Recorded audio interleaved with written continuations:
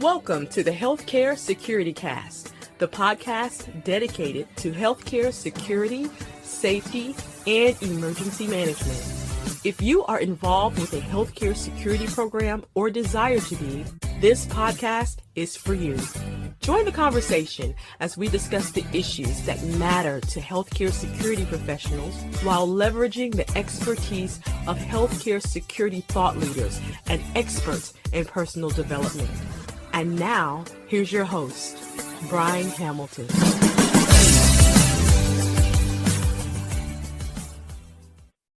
Thank you for joining us for episode 123 of the Healthcare Security Cast.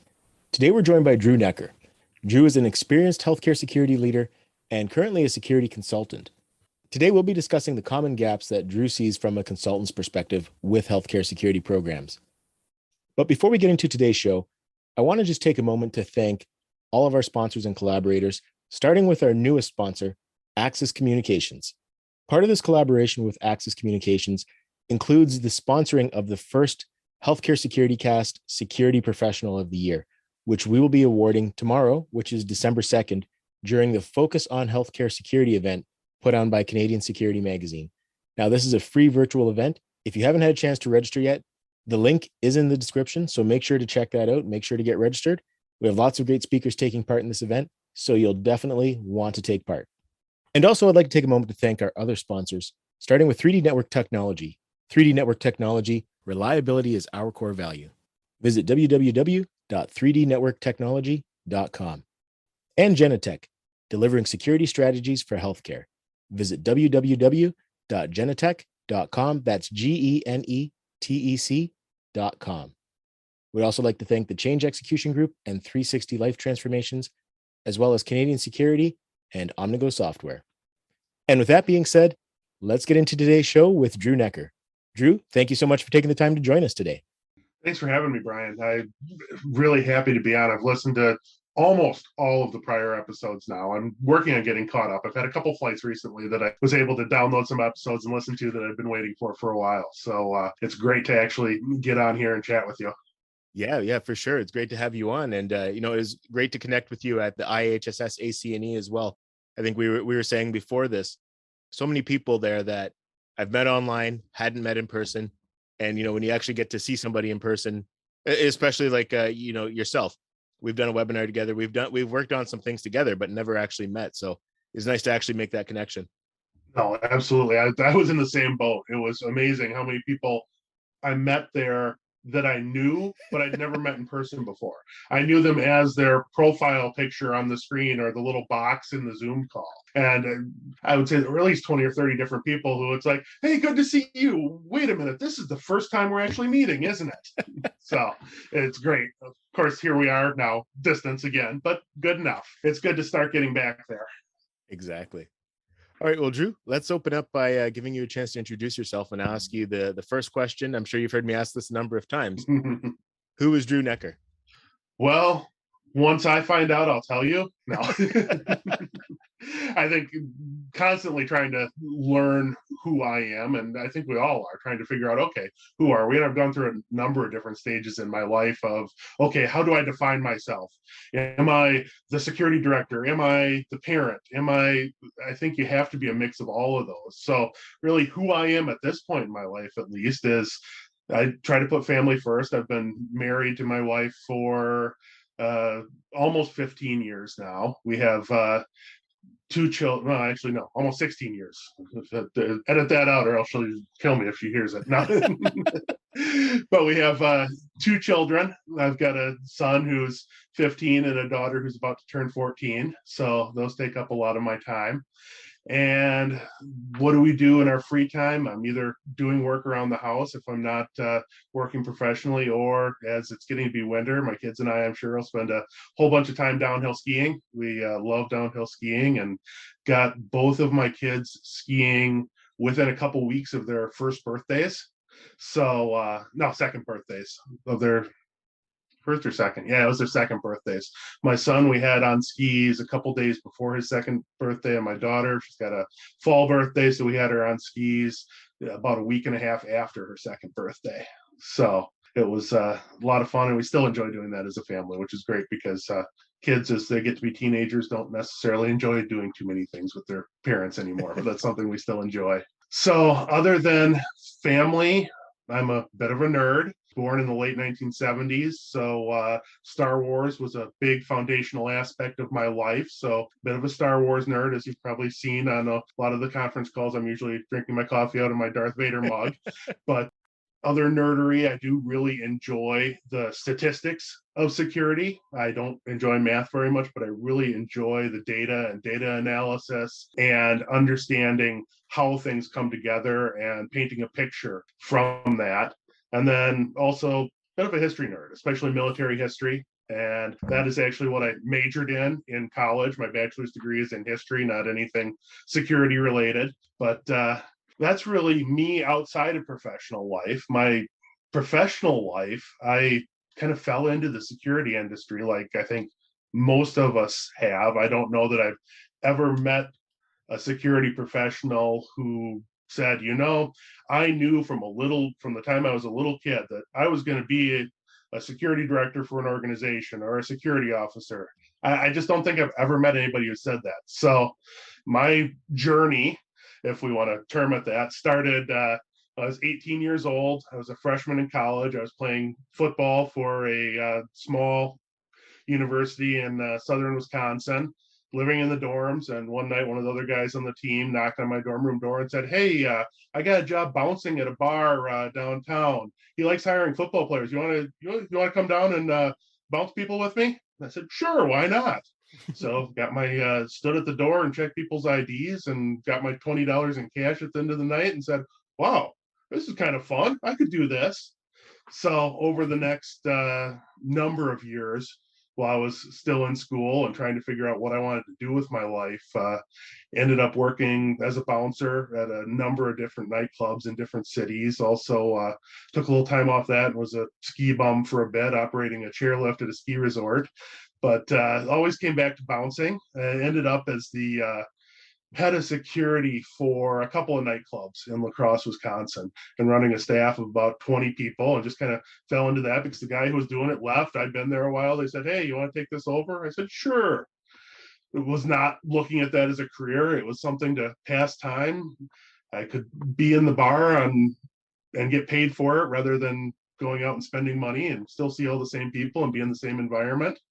Then ended up getting a little bit older, meeting my wife, and we made the decision that nightclubs probably wasn't where I wanted to work for the rest of my life.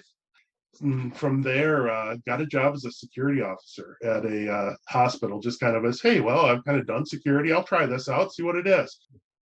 Pretty quickly got promoted up to a shift supervisor in that hospital and really started enjoying healthcare security and saying, okay, well, maybe this is where I am with my life. The security, law enforcement, I've worked really closely with police, both here at the hospital and at the nightclubs.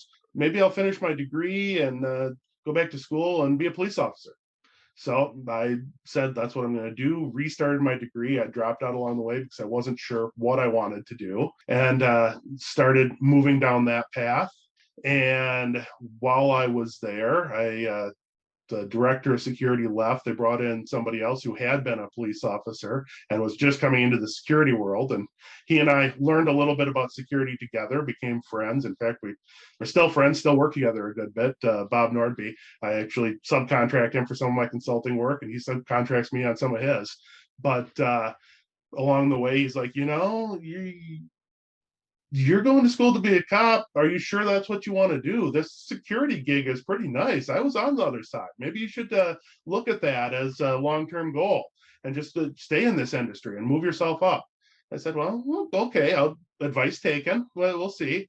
And really, when I graduated and got my bachelor's degree at 26 years old, I said, okay, well, I've got these two paths to follow. I'm not sure which one I'm going to take. Then there's a third path I'm considering. Maybe I want to go to law school. Maybe I want to stay in security. Maybe I want to go be a cop. So talked to my wife and I said, I don't know which of these to do. So we're going to figure it out. I'm going to start applying for police jobs. I'm going to start applying for security management jobs. And if I don't have one of those two by this time next year, I'm going to apply for law school. And so I applied for law enforcement jobs. I applied for security director jobs, kind of went back and forth and interviewed a bunch of different places. At that point in Wisconsin, where I live in the US, there were about 200 applicants for every law enforcement job. I finished in the top 2 or 3 a number of different times, and I said, okay, well, I'm getting closer. And about a month before I had drawn my line and said, okay, if I don't have a job moving me out of the supervisor role into one of those before this point, I'm going to go to law school. About a month before that happened, I got an interview with Luther Middleford Health System, which is a mid-sized health system in northern Wisconsin, northwestern Wisconsin, about an hour and a half east of Minneapolis, St. Paul. They were one kind of 300-bed hospital with a number of clinics around them, and they had just purchased 4 small critical access hospitals and all their associated clinics. So what they were in the middle of was, okay, we've had this security program that was built for a single hospital. Now this has to be an enterprise program. How do we do that? And they were looking for somebody to build that and lead that, and ended up getting hired into that role, which was great. I came in and they were ready for change and prepared for change. And they asked, okay, how do we make this work? Oh, by the way, finances in healthcare are problematic. So make this work. But right now we have every department year over year is cutting 5 to 8% off their budget. So make that happen at the same time. Which, okay, great. Absolutely. This is fun. But really from there, I looked at it and I found some issues with their program and found some serious concerns in my early days, and took that to my leader there, who was VP of facilities and another number of other things, who took it up the ladder to our chief administrative officer. And here I am at, I think it was like 29 or 30 years old, getting called into the office of the chief administrative officer of this health system, who everybody was terrified of because he was this scary guy who would fire people and cut their budgets.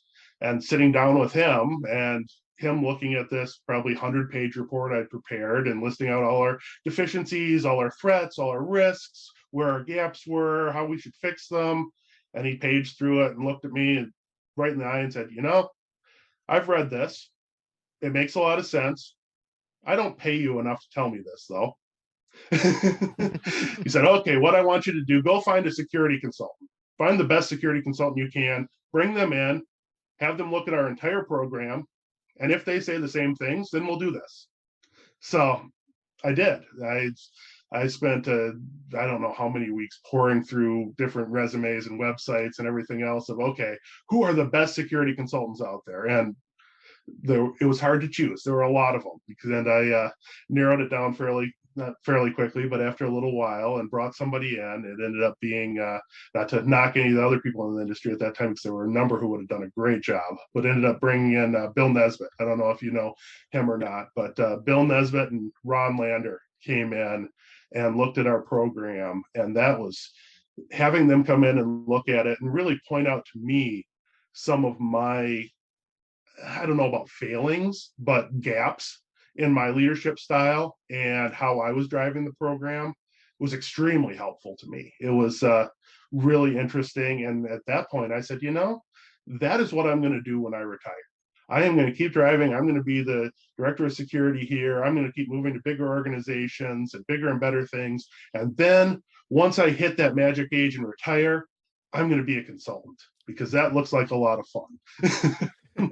But after several years there, we'd made a lot of progress on the program. It was great. We had a great time, had great supportive leadership, and really pushed me to build a better program and be a better leader, frankly. But after a number of years, Luther Middleford Health was bought out by Mayo Clinic and acquired by Mayo Clinic. So I became a regional director for Mayo Clinic, and actually moving from a mid-sized health system with 15 to 20,000 employees and 5 hospitals to all of a sudden being a piece of this enormous world-renowned organization and seeing, okay, how is this different? And in the meantime, still trying to integrate those critical access hospitals into the Luther Middleford organization, and now trying to do an integration in the other direction as well, trying to integrate Luther Middleford into Mayo Clinic. It was a really interesting job and a lot of fun. And I learned a lot from that. And then after a couple of years, we had it pretty well integrated. And I was starting to get bored, so I started looking for the next thing. And after that, got an offer from ECMC Group, which is a company that historically had been a student loan guarantor and had worked in the education finance industry. But they had just purchased 68 career colleges across the United States. One of the for-profit career college networks had been failing, and they, in their ECMC, in their mission as a nonprofit organization in the education space, said, well, let's purchase these career colleges, turn them into a nonprofit, and help them move forward and in some of the abuses that their former ownership was doing to students and things like that. And with that, they recognized, oh, wait, we need a director of security to come in and build a security program, not just for our couple of corporate sites and aimed at financial services, but now we have campus safety programs in 68 locations around the US, most of them in, frankly, areas I would not have traveled to if I had not been working in, because they were high crime areas. Their mission was to help disadvantaged students and in areas where people typically don't go to college. So these were areas where CAP index scores were in the 900s to 1200s when a national average is 100. So there were areas where I might not fit in exactly, which really helped me grow a little bit. And I was there for several years. And actually in the midst of that, they said, well, you know, you're doing security, and human resources has this safety thing that nobody's really sure what to do with. Safety and security, those are the same, right? So you can take that on. So in the midst of trying to build a security program, got to learn all about safety and realize I had no idea what I was talking about, but got to bring some good people on the team and learn there too. And from there, ECMC decided that the career colleges really weren't financially viable. And so they were downsizing, and they really didn't have a need for my role anymore. So I decided to step out and hand it over to one of the people I brought in to serve as their security manager for their smaller footprint. And at that point, it was like, all right, where is the next adventure? And I was like, I can push and I can try to move on. And my goal has always been to be the CSO for a Fortune 100 or a Fortune 50 company. But for that, I'm going to have to move my family. It's going to be an upheaval. I don't want to do that to them. My kids are in school. They're in their formative years. I want to stay where I am. How can I do that? And I said, the goal has always been consulting. Let's make a try at it. And so that's what I've been doing for the last 3.5 years now. I've been consulting full time, and I love it. Not only do I have the best boss I've ever had, but it's really amazing to go around and see different organizations and work with a number of different organizations throughout the year and identify, okay, what can I learn from each of them? So that was a really long who are you, but it gives you my history. Yeah, absolutely. No, that was some great stuff. And I'm sure with the slip up earlier on the number of years married, I'm sure Mrs. Neckar will appreciate that that you're now working for the best boss that you've had to date. Yes. I'm the CEO. She is my board of directors. That's our standing joke. She's like, did you run that past the board? Like, no, I didn't. Can I spend money to go to this conference? No. Awesome stuff. Now, the one thing I'm curious about, because you did get your start in security, working as a bouncer, leading the security team at the nightclubs. What was some of the learnings that you actually applied to the rest of your security career? I think the biggest ones were the mistakes I made early on. I did not know how to be a leader at that point. It was something I was thrown into. It's, hey, you want to be the manager? Sure, I'll be a manager. Does it mean more money? Great. But I really didn't know anything at that point, or really even have any exposure to leadership tactics, servant leadership, any of that. So I think if I had known that at that point, it would have made my life a lot easier instead of just coming in and, okay, I'm the boss now, listen to me. I mean, I think we ran a great program. I had a lot of people that worked for me at the time who are still friends of mine, but I think there were a lot of things that I didn't do nearly as well as I could have. And I mean, I was in my mid 20s at the time. So obviously that's going to happen. But going from this kid who was a bouncer in a bar because didn't know what else to do to, okay, now you have a staff of 20 to 30 people that you're responsible for and ensure that they're following the rules and keeping everybody safe and not getting us sued was really a little bit eye-opening to me. And I think if I'd been in that role for longer, I probably would have moved further with it and could probably come to the same place that I am now. But it was definitely a growth experience for me. Absolutely. Now, you also mentioned Bob Nordby, Bill Nesbitt, Ron Yep. Lander as some of the people who really helped you out, especially, especially through that consulting piece, getting that guidance, helping, and you mentioned they showed you some of those leadership gaps as well. Yeah. Would you, and obviously I would say, I'm sure you would say they were very helpful in your career. Is there anybody else who stands out, like maybe as a mentor or somebody that you tried to learn from or emulate in any way? Oh, absolutely.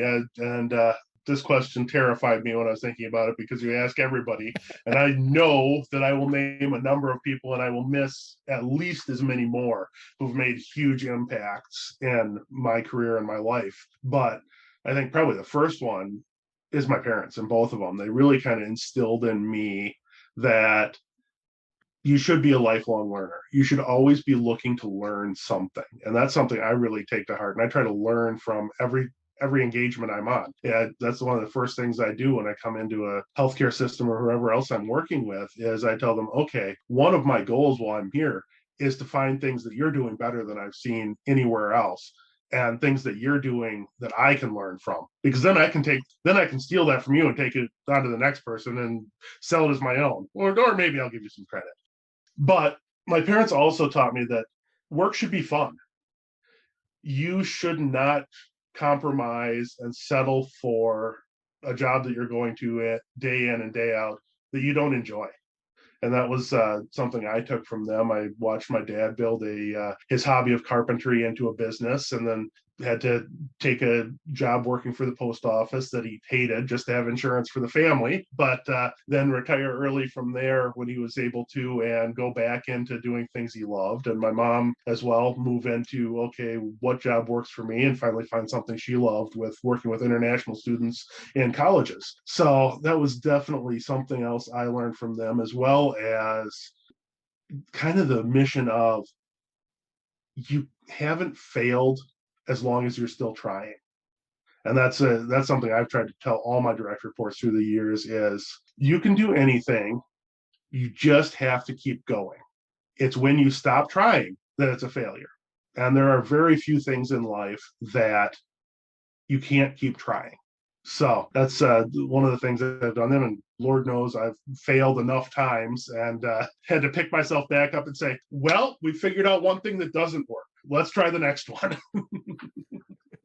But outside of my parents, I mean, some of the ones I mentioned already, Bob Nordby, and great friend of mine still, he and I do work consulting together. Otherwise, I probably would have been pushing a squad car around nights and weekends for 20 years and getting shot at and hauling people off to jail, which, I mean, it could have been fun, but I'm sure I would have got tired of it, and it wouldn't have been nearly as great as what I'm doing now. Bill Nesbitt and Ron Lander, I mentioned both of them. And since I've started consulting, I've had the opportunity to work with both of them on the consulting front as well, subcontracting them on jobs and them subcontracting me on jobs. So that's been great. Kind of the people that you look up to and were your icons coming up, being able to work as an equal with is amazing.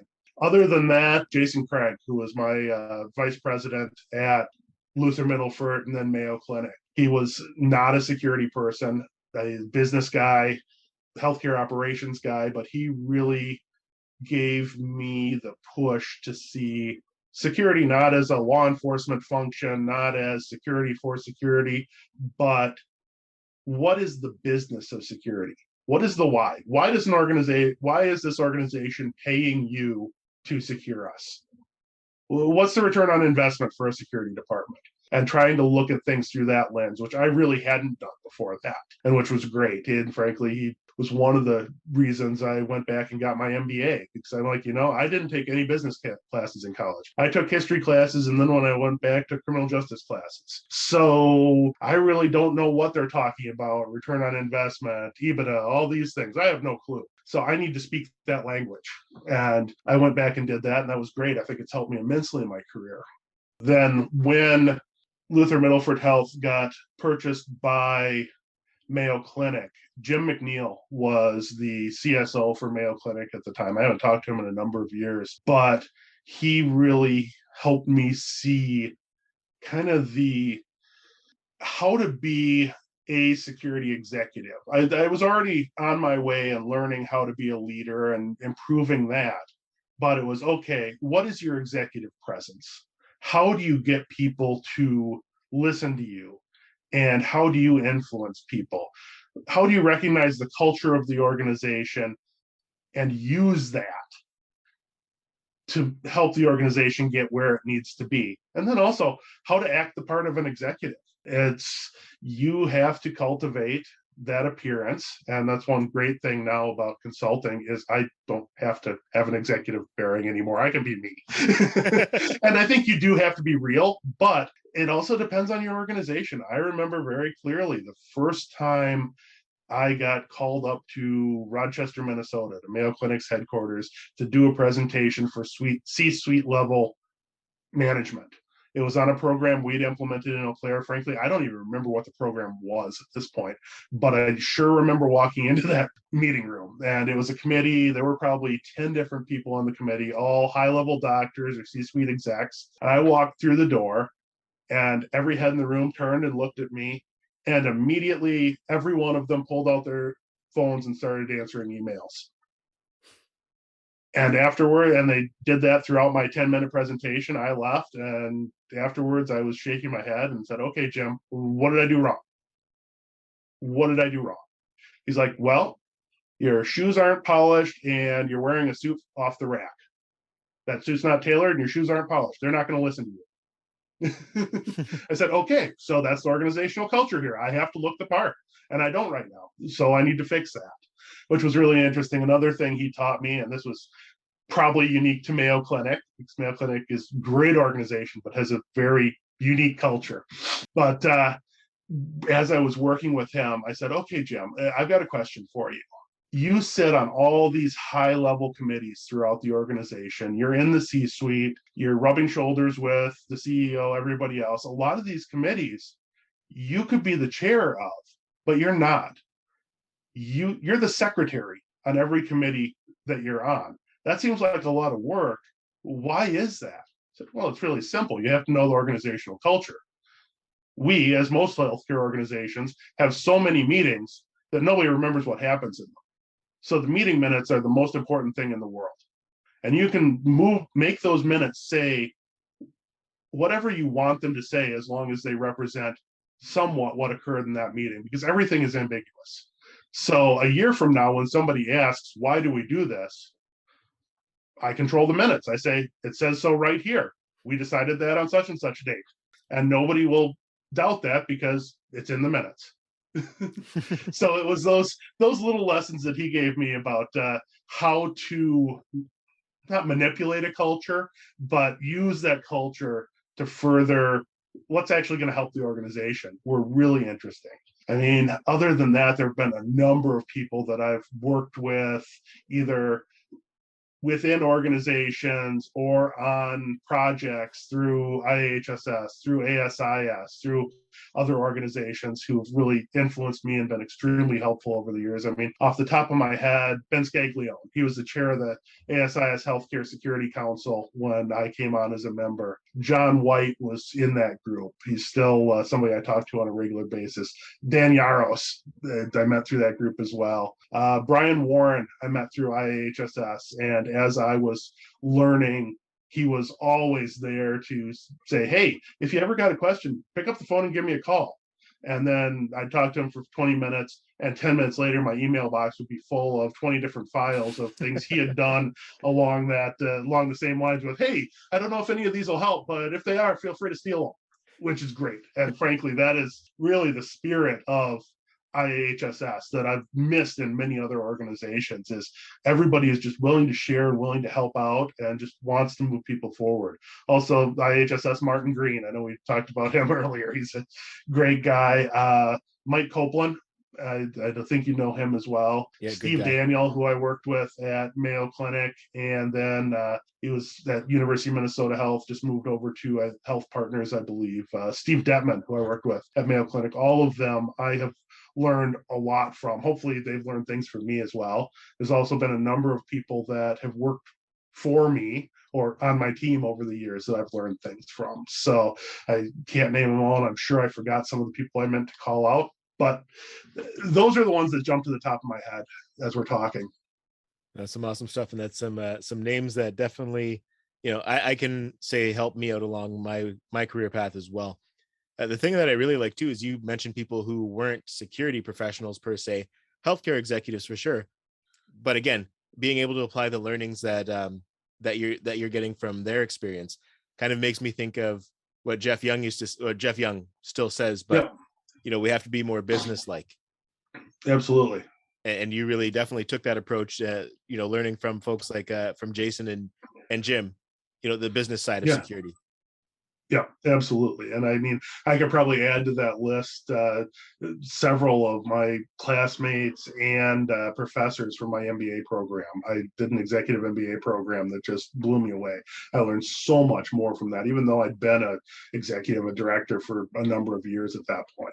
It was, okay, great. And it wasn't, none of them were security people. That was a really good thing about it. Was they were all different walks of life, all different types of executives from different organizations, and kind of trying to fit in, okay, how do our experiences fit together, which was really good. Yeah, and you alluded to being a lifelong learner. Now, do you have a specific approach that you take? Do you have like a personal development plan? Do you just kind of see where the industry is going or what you want to learn and kind of focus on that? Maybe take courses or just engage in some of the other ways of learning?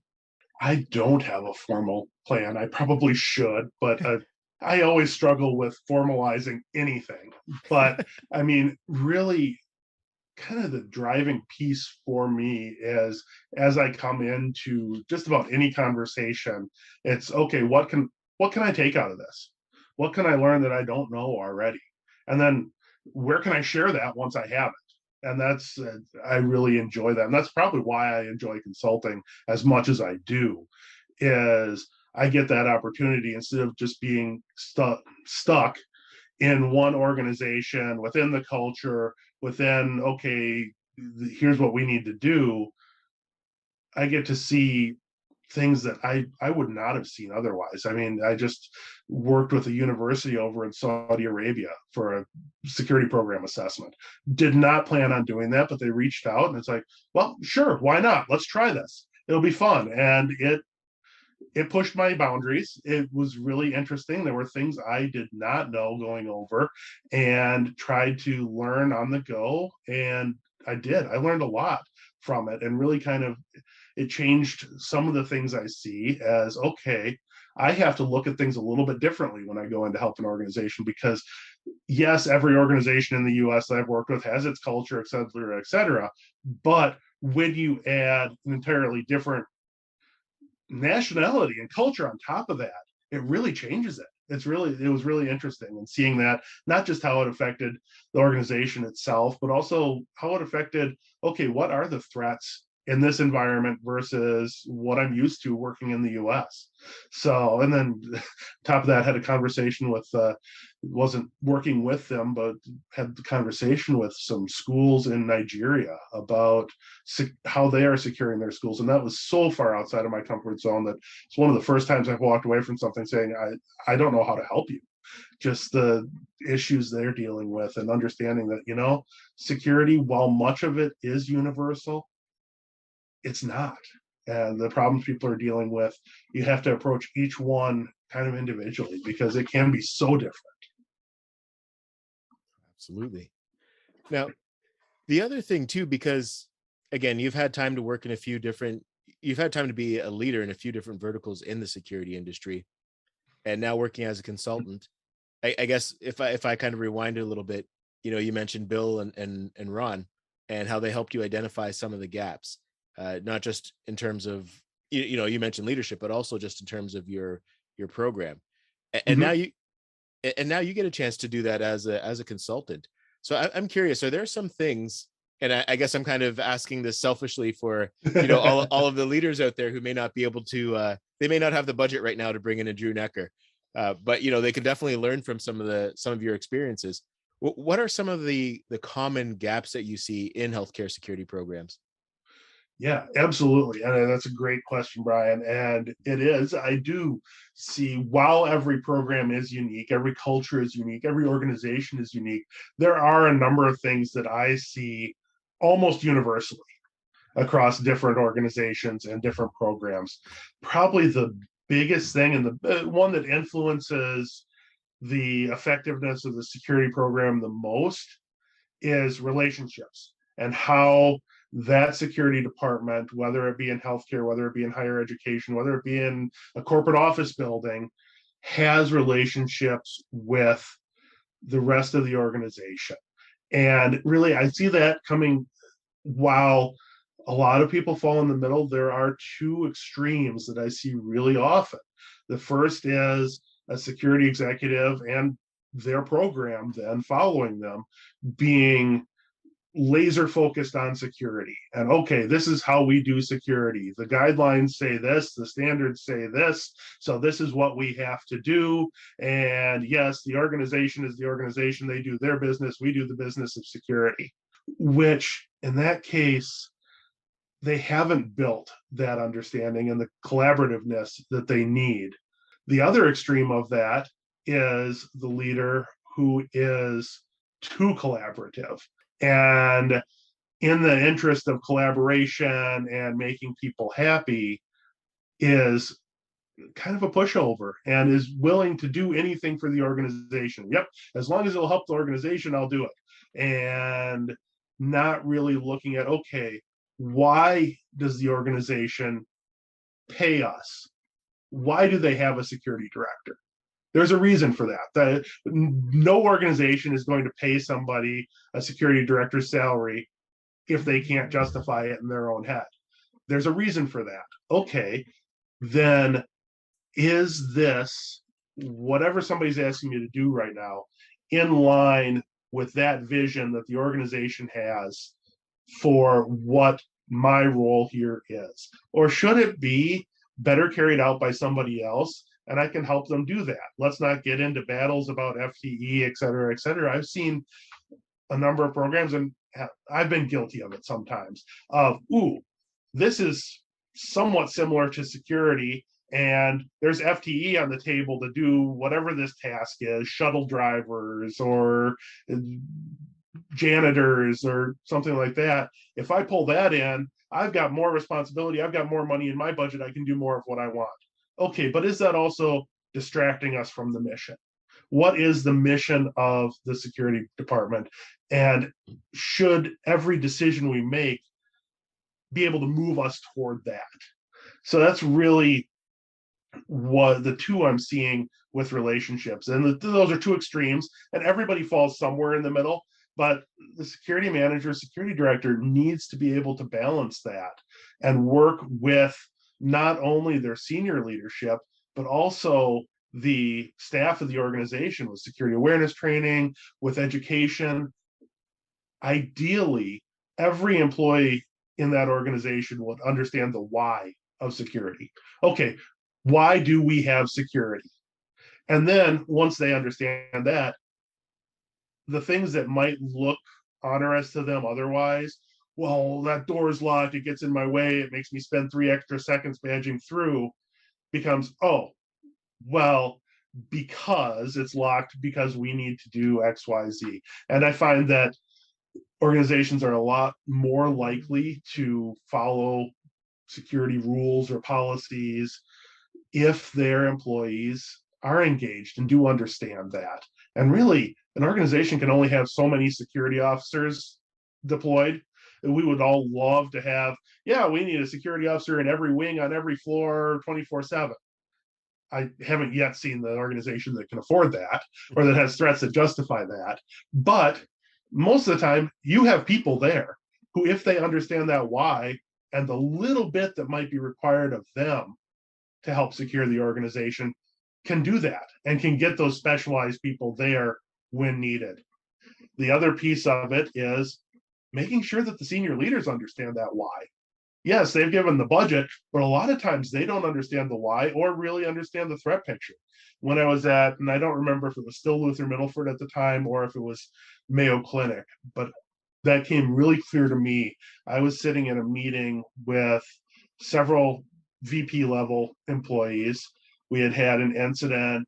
The front door of the hospital was locked at night. We asked everybody to enter through the emergency department, which was on the other side of the building. There had been an incident. A family had come in bringing their child in who was having a medical emergency. They'd come to the front door of the hospital and there was nobody there and the door was locked. And so they stood outside pounding on the door for several minutes, which actually came close to costing their child his life because they didn't know where to go. There were signs, but the English was a second language. They weren't real familiar with it.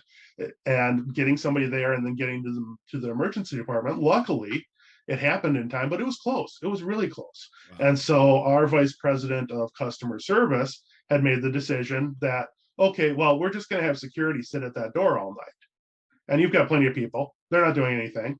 And so we had a meeting, me, my VP, that VP, a couple other vice presidents, because it was a pretty serious incident. It was a near miss. And I said, that would be great. I would love to do that. Unfortunately, I don't have the staff to do that right now. This is our security officer staffing overnight when this door is locked, when you would need somebody there. And X% of the time, it was 50 to 60% of the time, my staff are busy on a priority call. A priority call is they are helping staff somewhere in the hospital restrain someone who is violent or keeping someone from getting violent or de-escalating a violent situation. And this vice president of customer service, who also had the emergency department and the inpatient behavioral health department reporting to him, looked me in the eye across the table and said, "That's BS. You're lying to me. We don't have that much violence in our hospital." And his two departments were the two where our officers were the majority of the time. Yeah. At that point, I said, we do. I can get you the statistics on it. I can give you the numbers. But if you weren't aware of that, that's a failure on my part, because you should know this, because it's your people that it's affecting. And my vice president kind of looked down and shook his head. It wasn't Jason, it was somebody else, so they'll remain unnamed, but looked down and kind of shook his head because he was seeing the numbers on a weekly basis. He knew it just hadn't trickled all the way up. But what came out of that, and long story to make a small point, was that what came out of that, so we ended up staffing the door with somebody else and not security. But we also started doing a weekly briefing that was basically just a summary of the significant incidents that had happened during the week and mitigation measures we'd taken to ensure that they didn't happen again. And distributing that, it first started out to that VP of customer service, behavioral health, and ED, and a couple others. Ended up fairly quickly going to everyone in the C-suite of that organization, as well as the legal department, and really keeping all of them aware of, okay, this is what's happening in our hospital. And I got calls at the start on probably a weekly basis of, why is all this happening? Why do we have such an uptick in violence? Why is all this bad stuff happening all of a sudden? And I had to educate us, it's not all of a sudden. It's always been there. But now that we're aware of it, let's work to fix it. So it's really having that relationship with every person in the organization and helping every one of them understand the why. Is probably, that's the first thing I see in organizations. We can go on. No, there's actually a lot of great points in there. Yeah. From there, I mean, with healthcare organizations, we all know, everybody who's in the industry knows, workplace violence is the big issue. It really is. Healthcare is much, and this is universal across the globe. There is violence in healthcare. And that level of violence may depend a little bit on how much violence there is in that society. But there is more violence in a healthcare facility than is typical within that society and that culture. That is universal, I think.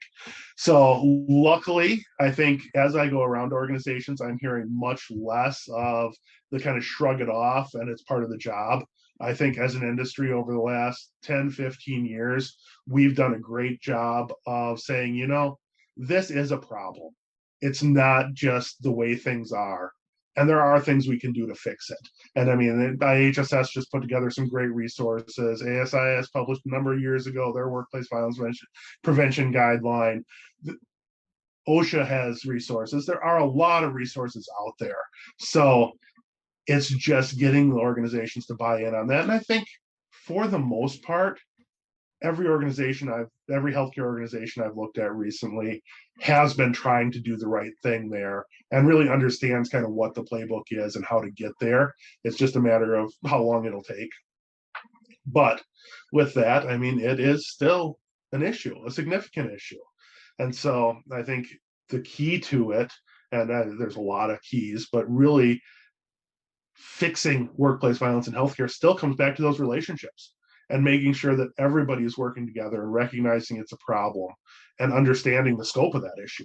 What's the next thing I always see? Okay, maybe something I'll tell a few less stories about and not talk on quite so long. Policy. Every organization has policies and procedures, and I'm guilty of this myself. Policies and procedures get written, and then once they're written, they're typically followed to the letter for a certain amount of time. And then after that, people start deviating, whether that's because of a management issue and people feel it's easier to do something some other way or not do something, or whether it's because of a changing environment and, the way the policy or the procedure is written isn't the best way to do things anymore. So we are doing things in a different way that is actually better, but we're still not following that procedure. That is something I think I see almost universally in every organization. There are at least some, and typically the majority of the written policies and procedures aren't being followed. So when an organization does their review of policy and procedure, really look at it and go out in the field and look at, okay, is this actually the way it's being practiced? And if it's not, why? Is it because people are lazy? Which most people are, I am. But is it because, the people in the field figured out a better way to do this? So let's look at that and let's fix it. Because and I do a little bit of expert witness work as well as consulting, but that is typically the easiest way for a plaintiff's attorney to hang your security program, is to use your own policies and procedures to do it. Because it looks really bad in front of a jury if they say, well, your procedure is that the security officer patrols this lot on foot every 2 hours. Yes, that is our written procedure. Well, the night this occurred, that didn't happen. We looked at your logs and no one patrolled that lot. You're right, we didn't, because we replaced that and we now have somebody viewing cameras 24/7 of the lot, and we have analytics that'll detect things, all these different things you put in place. But if your procedure still says that attorney's going to cut you off before you get to say that. And no, our policy says that. No, we didn't. Okay, great. You've just created a problem for yourself, not because you're not doing the right thing, but just because it's not up to date and it looks bad. So with policies, that's what I see. Other things that I see, the people in the security department. And frankly, one thing I see probably in healthcare organizations more than anywhere else is issues with span of control for the security leader, whether that person's title is supervisor, manager, director, vice president. And this is one of the things that Bill and Ron pointed out to me when they came and looked at my program, was as a security leader, we all have the tendency to think we can do it all. We're Superman, we're Superwoman, we can do it all ourselves. That's not the case. know your limitations, and then look at your team.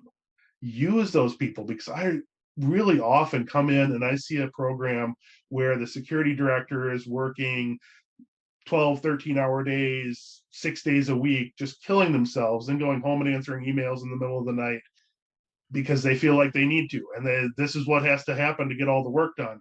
But then yet they have people on their team, whether those are supervisors or even just line officers or even administrative staff, who are eager and really looking for that next opportunity and really have skill sets that you can play off of and use.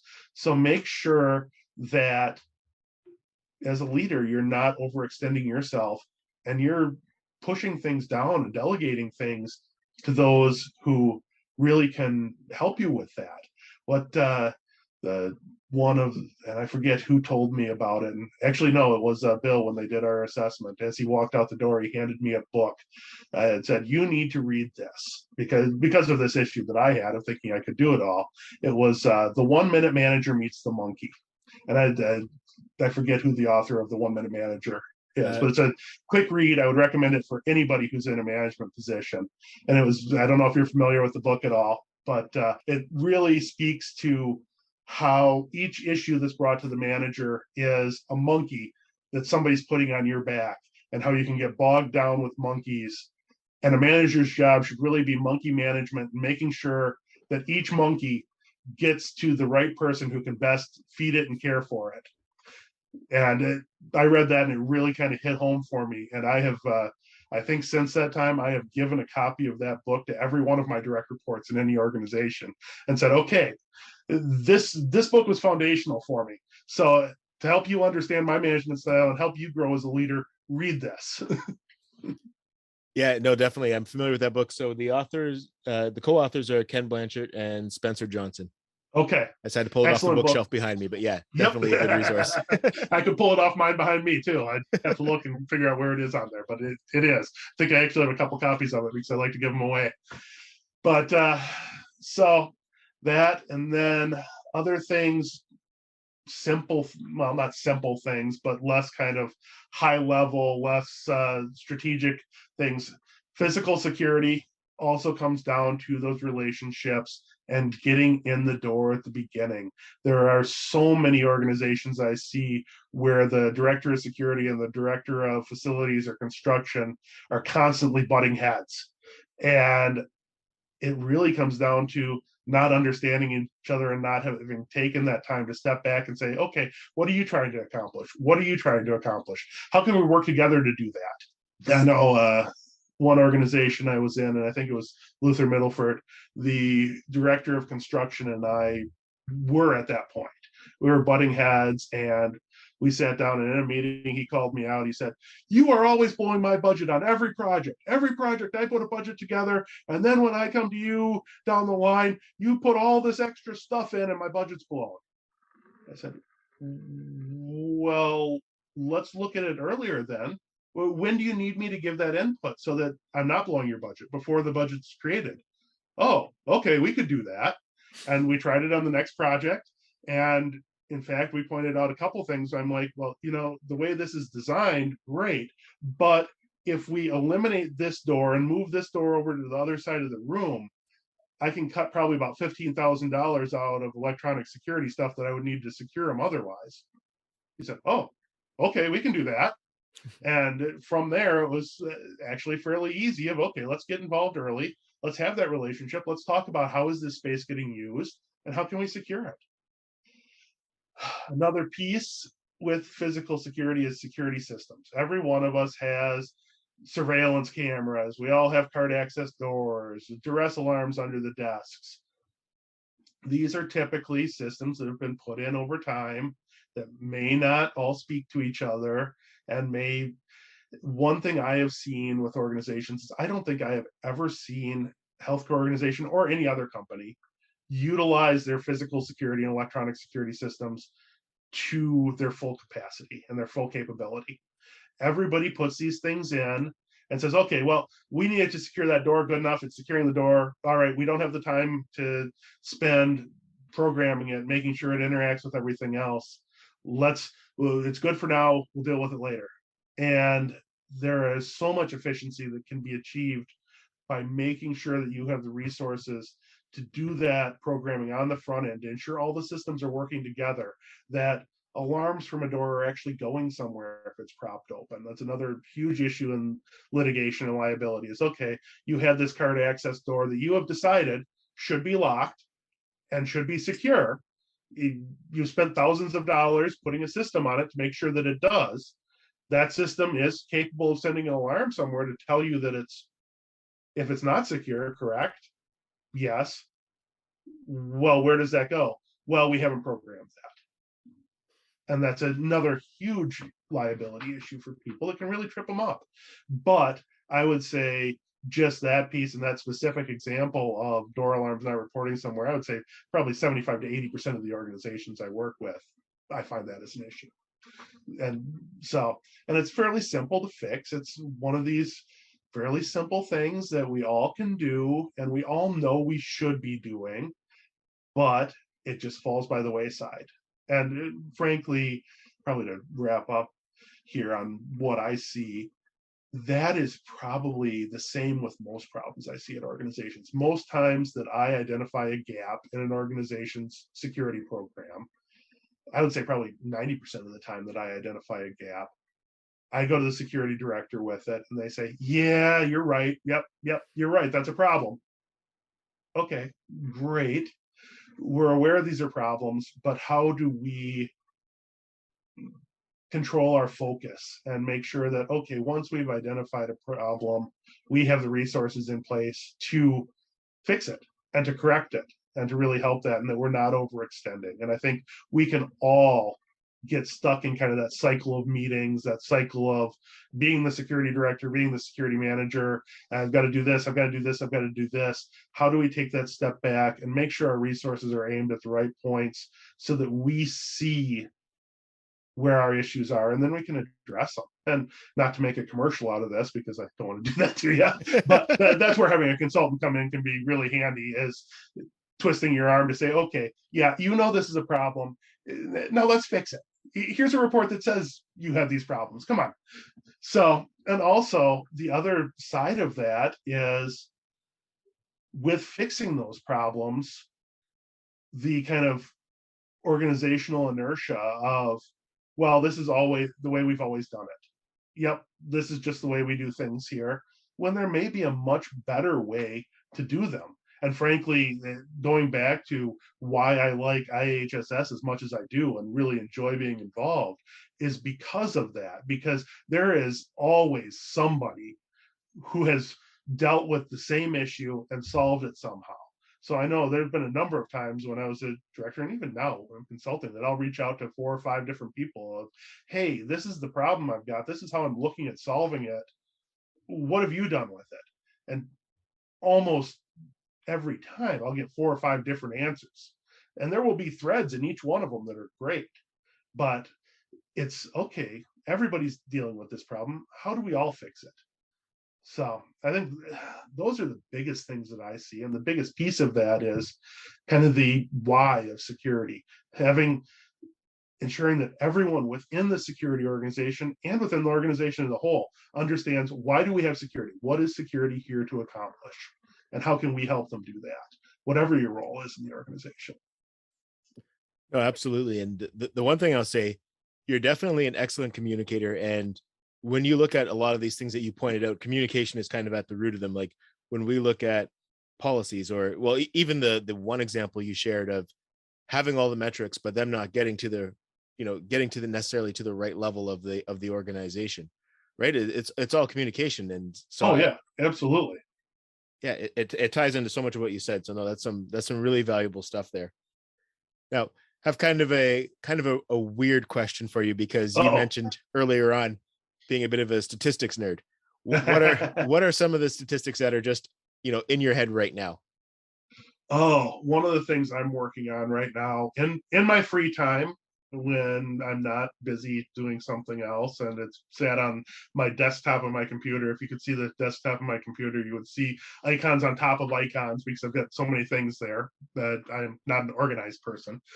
But I did about 2.5 years ago, I did a study of shootings within healthcare facilities for a client. They were looking at the threat environment and wanted to really nail down, okay, what drives shootings in healthcare, and how do, if we can understand what drives them, then we can understand what we need to do to protect ourselves. And so I did, I think it was a 5-year study of every shooting I could find on a healthcare campus, and really put together for them, okay, this is what's driving it, these are what the issues are. Yes, you've got the typical stereotypical active shooter, the person who comes in with a grudge to shoot everybody, school shooter that you're thinking of. But that's not really what we're seeing in healthcare. In healthcare, this is what we see. We see domestic violence. We see mostly targeted violence, whether it's domestic, whether it's a patient who's unhappy with a particular physician, whether it's a disgruntled employee who's unhappy with their manager or other employees in their department, or whether it's a mercy killing, the significant other putting their wife, husband out of their pain, and then oftentimes also being disgruntled with the doctor at the same time. This is what we're seeing. But that was 2.5, almost 3 years ago now that I put that together. And I really want to update that and push it out as a white paper or something, because a lot's happened in that time. And I really want to look at how has COVID influenced that specifically? Has it changed?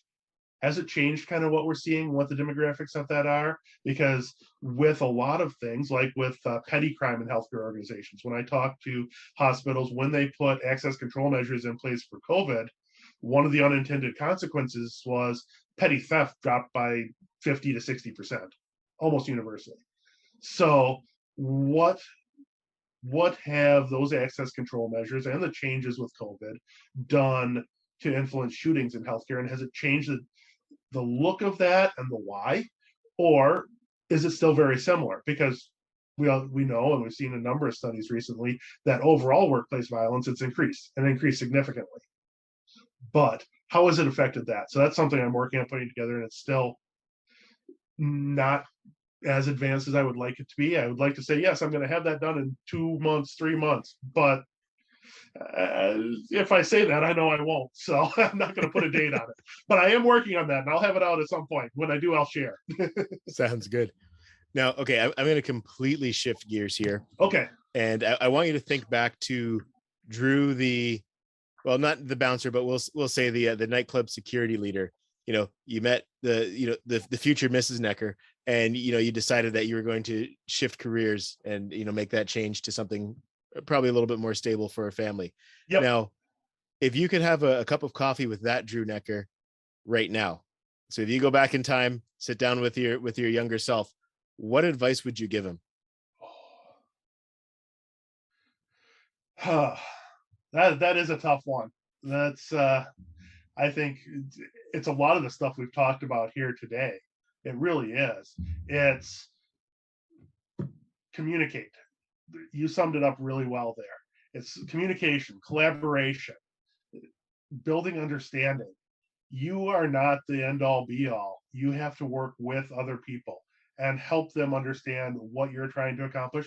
And in return, try to understand what's driving them and what they need to accomplish and what's pushing them to get you move whatever program they are toward where they want it. Because I have, over my career, and I think we all have, butted heads with a number of different people for different reasons in different organizations. And it all comes back down to just not listening to each other and not understanding what the other one was trying to accomplish. When I came on board at Luther Middleford, they had a director of their inpatient behavioral health unit, Carlene Phillips. I should probably have put her in my people I've learned from. And she and I, in every meeting, were just butting heads with each other, going to our vice presidents and complaining about each other all the time, because she felt I was trying to tell her how to run her department. I felt she was trying to tell me how to run my department. We finally got to a point where we sat down over a cup of coffee and said, okay, this isn't working. What do we need to do? And it really came down to just listening to each other and understanding we were both trying to accomplish the same thing. Unfortunately, we both felt that we were the best person to accomplish that, and that we didn't need to involve other people because we knew best. But we were both trying to accomplish the same thing and then working together to do that. And we actually put a lot of really good things together with that. We, with collaboration and bringing in our director of the emergency department at that hospital at the time, we put a program in place to better care for behavioral health patients in the emergency department, instead of relying on security to do it, which had been the kind of default of, oh, well, we got a behavioral health patient, get security down here to keep an eye on them. But helping the emergency department staff understand behavioral health diagnosis, because they were great with, okay, we know what to do when somebody's heart is stopping. We know what to do when a limb has been severed and we need to stop bleeding. We don't know what to do when this person is experiencing a schizophrenic break or experiencing severe anxiety, et cetera, et cetera. So they'd really defaulted to, security, we'll just call security and have security deal with it. And working with them and with the behavioral health director, we were able to implement a program to actually pull security back from the emergency department. I actually wrote about this in the Journal of Healthcare Protection Management a number of years ago. The article's out there with a lot of the stats from it, but we reduced security's time in the emergency department by about 80%. And by doing that, increased staff feelings of safety in the emergency department from about 30% top line response to 90% of I feel safe at all times, or I understand how to deal with a patient who's experiencing XYZ, and also improve patient satisfaction scores at the same time. It was amazing. So when there's collaboration happening, you can achieve that. If you're all pushing on each other, nothing's going to happen. And so that's probably the biggest lesson I would try to teach myself. I probably wouldn't listen at that point, but I could try. Oh man, no, that's some great stuff. Now, man, I feel like I could probably talk to you for a few more hours, but I'm sure the board of directors will be knocking on that door behind you. And Probably. I know my phone's rang a couple of times while we've been on. So yeah, so's mine. That's okay. Of course, this is good. I'm glad we finally got an opportunity to do this. Yeah, 100%. Me as well. We'll probably have to do a follow-up at some point. But absolutely. Now, for anybody who wants to connect with you, or maybe they're looking for a consultant, maybe they want to learn from some of the experience, I'm sure there's a lot of things we only scratch the surface on, and I'm sure people will want to touch base with you. What is the best way to do that? Probably the easiest way is LinkedIn. I'm extremely busy on LinkedIn, and that's frankly where I've met most of the people who I got to meet a lot of in person at IAHSS this year. And I try to be fairly active on that. So reach out and message me, send me a connection request, or if you want to reach out to me via email, it's Drew, DREW, at securityadvisorcg.com. That's my direct email address, and all my contact info is on LinkedIn or on my website. So feel free to reach out, even if it's not, hey, I want to hire you. Even what I say is, the first couple phone calls, the first couple talks, I'm not charging for. I just like talking to people, and I'm going to try to learn something from you too. So feel free to reach out, even if it's just for a little bit of advice, and we can talk through things. And I love meeting new people. Awesome stuff. Well, Drew, I appreciate you taking the time. This was a great conversation. I definitely got to know you a bit more, and got to learn a lot about your experience. And yeah, I really understand now where a lot of that knowledge comes from, kind of going through that journey with you. Absolutely. Thank you, Bryan. I really appreciate you having me on. The Healthcare Security Cast is available on Spotify, Apple Music, Amazon Music, and Audible, and many other platforms as well. Check out our Linktree on your computer or mobile device. And this can be found at linktree/Bryan Hamilton. That's linktr.ee/Bryan, BRINE, Hamilton. Again, that's linktr.ee/Bryan Hamilton. Or if it's easier, send me a text at 647-372-2042.